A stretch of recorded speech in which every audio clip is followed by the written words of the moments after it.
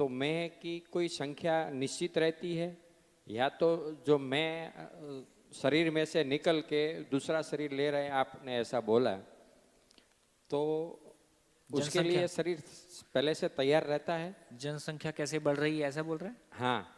मैं समझता हूँ। जब आप लाइन शुरू करते हैं हमको पता रहता है आप क्या पूछोगे। देखिए, पूरी सृष्टि की जो बनावट है वो इकोनॉमी ऑफ एबंडेंस है। जैसे पेड़ पौधे को जिंदा रहने के लिए हवा, मिट्टी, पानी, प्रकाश की आवश्यकता है। जितने पेड़ पौधे हैं उसकी तुलना में कितना ज़्यादा है? बहुत ज़्यादा। पशु पक्षी को जिंदा रहने के लिए फॉरेस्ट की आवश्यकता है। जितनी आवश्यकता है उससे कितना ज़्यादा है? बहुत ज़्यादा। इसलिए जब हम स्कूल टाइम में फूड चेन पढ़ते थे तो 1:10 का रेशियो बताते थे। जैसा चूहे को कौन खाएगा? बिल्ली। तो बिल्ली की तुलना में चूहे 10 गुना रहेंगे। ऐसा पूरा फूड चेन है, उसमें 1:10 का रेशियो बताते हैं।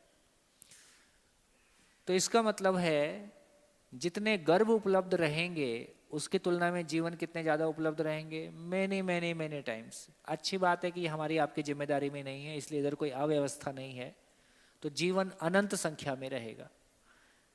जीवन जब शरीर बेसिकली जब हम टाइम की बात कर रहे हैं ना, तो टाइम शरीर के साथ काउंट होता है, मैं के साथ समय की गणना नहीं है। तो जब हम टाइम को समझेंगे तो कुछ चीज़ें फिर और बहुत सारी निकल के आएंगी।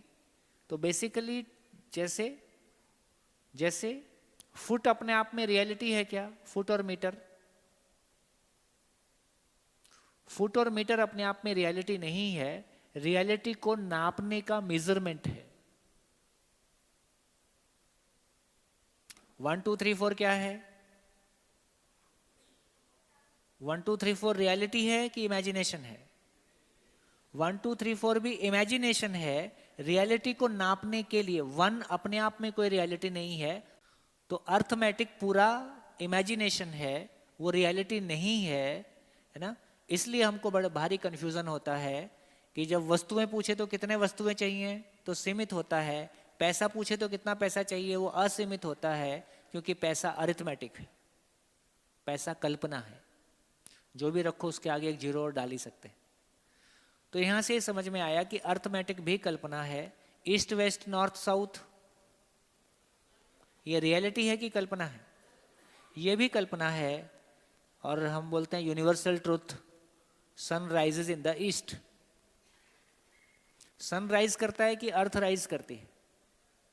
भाई अर्थ सूरज के चारों तरफ घूमती है, अर्थ राइज करती है, अर्थ निकलती है, फिर ईस्ट को ढूंढती है, फिर ईस्ट की तरफ से निकल जाती है, या सन ऐसे निकलता है। तो इसका मतलब यह हुआ जिधर सन दिखाई देता है उसका नाम ईस्ट है, सन ईस्ट में नहीं निकलता है। बात समझ में आई कि बिना समझे बता रहे? ईस्ट हमने नाम रखा है, जिसको ईस्ट बोलते हैं उसको वेस्ट भी बोला जा सकता है। नाम दिया है ना, हमारा आपका दिया हुआ नाम है। मेरा नाम सोम है, किसी दूसरी फैमिली में पैदा होता टॉम हो जाता, किसी और फैमिली में पैदा हो जाता ओम हो जाता। तो नाम है। तो इसका मतलब है, लेकिन धरती है ये सच्चाई है, सन हर दिन दिखाई देता है ये सच्चाई है। जिधर सन दिखाई देता है उसका नाम ईस्ट है। तो sun rises in the east, इस यूनिवर्सल ट्रुथ में दो झूठ है, ना तो सन राइज करता है ना वो ईस्ट में राइज करता है। तो ईस्ट केवल हमने नाम दिया है। अब एरिया क्या है? एरिया अपने आप में कोई रियलिटी नहीं है, रियलिटी को नापने के लिए एरिया एक माप है, मेजरमेंट है। उसी तरह से टाइम भी माप है, क्रिया की अवधि काल है। यह टाइम की परिभाषा है। क्रिया की अवधि काल है, तो टाइम अपने आप में कोई रियलिटी नहीं है। यह समझने लायक बात है। क्रिया रियलिटी है। क्या क्रिया? भौतिक क्रिया, 3 क्रिया है, भौतिक क्रिया है, रासायनिक क्रिया है और आशा विचार इच्छा के रूप में जीवन क्रिया है। तो क्रिया रियलिटी है। अब क्रिया को नापने के लिए, जैसे लंबाई को नापने के लिए किसी इकाई की लंबाई को नापने के लिए मीटर, फुट, किलोमीटर माप है, उसी तरह से क्रियाओं को नापने के लिए समय माप है, अवधि है। इसलिए क्रिया की अवधि बराबर काल। हम क्रिया को काल से नापते हैं। जैसे क्या कहा कि 12 घंटे हो गया, 24 घंटे मतलब क्या हो गया? आपकी उम्र कितनी है? 60 साल। तो मैं ये भी कह सकता हूं कि आप जो है 60 बार धरती सूरज के चक्कर लगा सकती है, तब से आप इस धरती पे हो।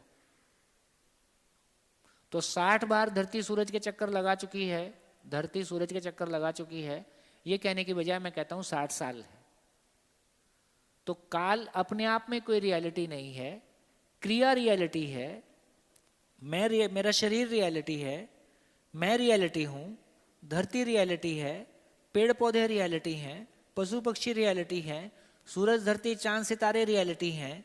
इस रियलिटी के साथ में किसको जीना है? मानव को जीना है। अब मानव को जीने के लिए चाहिए, अच्छा लंच करना है, कितना टाइम हुआ, अच्छा लंच कर देते। तो क्रिया ये अपने आप में कोई रियलिटी नहीं है, केवल माप है। तो समय अपने आप में वास्तविकता नहीं है, समय केवल क्रियाओं को नापने का तरीका है। इसलिए शरीर के साथ में काल काम करता है। शरीर नहीं रहता है, जब मैं रहता हूं तो काल वर्तमान हो जाता है, काल रुक जाता है। तो मैं के लिए कोई काल नहीं। अभी भी आप देख लीजिए, हमको अपनी उम्र का खुद में पता चलता है कि जब बाल सफेद होते हैं तब पता चलता है। या कोई दूसरा बोलता है आंटी, अच्छा मैं आंटी दिखती हूं, तो दूसरा कहता है कि तुम्हारा कुछ बदल गया है, जिसकी वजह से अब तुम आंटी हो गए हो, अंकल हो गए हो, बूढ़े हो गए हो, जवान हो गए हो। हमको पता नहीं चलता, हमको लगता है सब कल की ही बात है। तो मेरे साथ, मैं के साथ टाइम काम नहीं करता है। जब मैं खुश हूं तो मेरे को नहीं पता चलता कितने घंटे गुजर गए। जब मैं परेशान हूं तब मेरे को एक एक पल का पता चलता है और लगता है कि एक पल कितना लंबा हो गया है। तो मैं के साथ टाइम काम नहीं कर सकता, मैं के साथ दूरी काम नहीं करती। दूरी शरीर और शरीर के बीच में होती है, मैं और मैं के बीच में दूरी नहीं है, मैं के साथ टाइम नहीं है। ऐसा हमको बहुत सारा कुछ ध्यान में आएगा।